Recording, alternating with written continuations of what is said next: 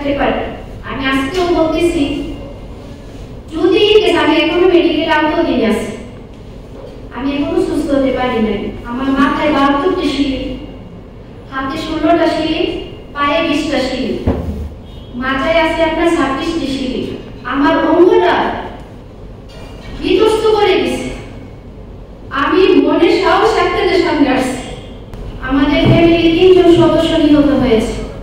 এটাকে ধাপা দেওয়ার জন্য আমার মার বিরুদ্ধে বিভিন্ন মাদক মামলা আছে, এ আছে সে আছে, এটা বলতেছে। গত 3 জুলাই কুমিল্লা মুরাদনগর ভাগরবাজার থানাধীন পরিবারী গ্রামে ত্রিপুর মার্ডারে মারাত্মক আহত আমি ওই ফ্যামিলির সদস্য রুমা আক্তার। আমার মা, ভাই, বোনকে মারা হয়। আমি ওই ফ্যামিলির মেয়ে রুবি আক্তার। আমার আজকে তেমন কিছু বলার নেই। আমি আইসিইউতে ছিলাম 14 দিন। আইসিইউ থেকে বের হয়ে আমি একটা সাংবাদিক সম্মেলন করেছিলাম। এরপর আমাদের উপর যে পরিমাণ চাপ সৃষ্টি হয়েছে, আমি কিন্তু ওই সম্মেলনে বলেছিলাম যে আজকে সাংবাদিক সম্মেলন করার পর হয়তো আমাদের উপর চাপ সৃষ্টি হতে পারে। এটা আমি আজকে তুলে ধরার জন্য এখানে আসি। প্রথমত হচ্ছে মামলার আয়োজন যে আমার বোনের রিক্তা বালি, ওর যে বক্তব্যটা তুলে ধরেছেন শাহরুখ চেয়ারম্যান, উনি কিন্তু পুরাটা রেকর্ড দেননি। উনি কিছু কাট করে তারপরে দিয়েছেন। তো যার কারণে এটা মিস্টেক হয়ে গেছে। আর আমার বোন তো ব্যাপারটা বুঝে না, সে একটু নর্মাল টাইপের মানুষ, সেও কথাটা বুঝাই বলতে পারে না। আর আমিও সম্পূর্ণ রেকর্ড প্রেরণ করিনি। দ্বিতীয় কথা হচ্ছে আমাদের ফ্যামিলি 3 জন সদস্য নিহত হয়েছে। এটাকে ধাপা দেওয়ার জন্য আমার মার বিরুদ্ধে বিভিন্ন মাদক মামলা আছে, এ আছে সে আছে, এটা বলতেছে। আমি দেখতেছি। দেখেন, আমার মা শিবন চেয়ারম্যান যে বছর চেয়ারম্যান হয়, ওই বছর এমনকি এর আগে নির্বাচনে আমার মা মহিলা প্রার্থী হয় মেম্বার, যেটাকে ভাইস চেয়ারম্যান বলে গ্রামে। কিন্তু উনি প্রার্থী হওয়ার পরও পাশ করতে পারেননি শিবন চেয়ারম্যানের জন্য।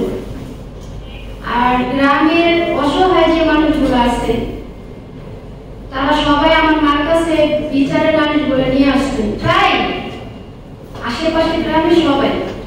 এটা শিবন চেয়ারম্যানের সহ্য হইত না।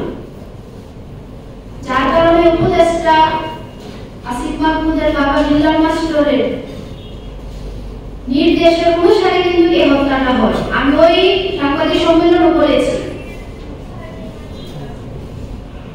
দেখেন, এত বড় একটা মার্ডার সকাল 6টার পর ঘটনাটা শুরু হয়।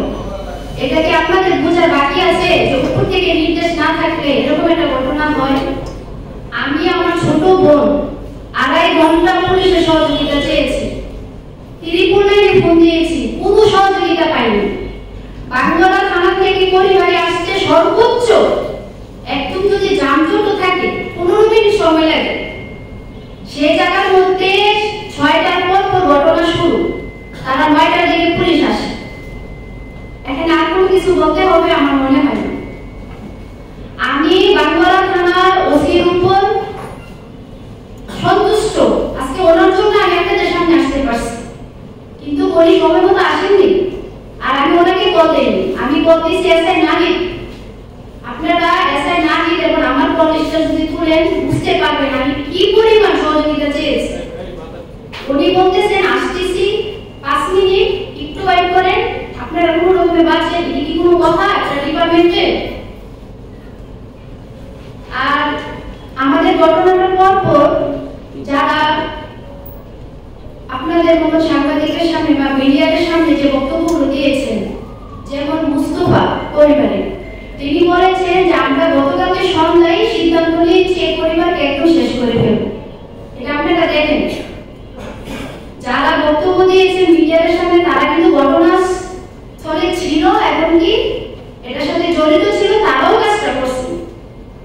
আর আমাদের ঘটনার পর ইচ্ছে করলে প্রত্যেকটি আসামিকে ধরতে পারত। আমাদের ঘটনার পরে বসে মিডিয়ার সামনে বক্তব্য দেয়। শরীফ পরিবারের স্টেশনে ছিল, প্রত্যেকটি আসামি ছিল, তারা কাউকে অ্যারেস্ট করেনি।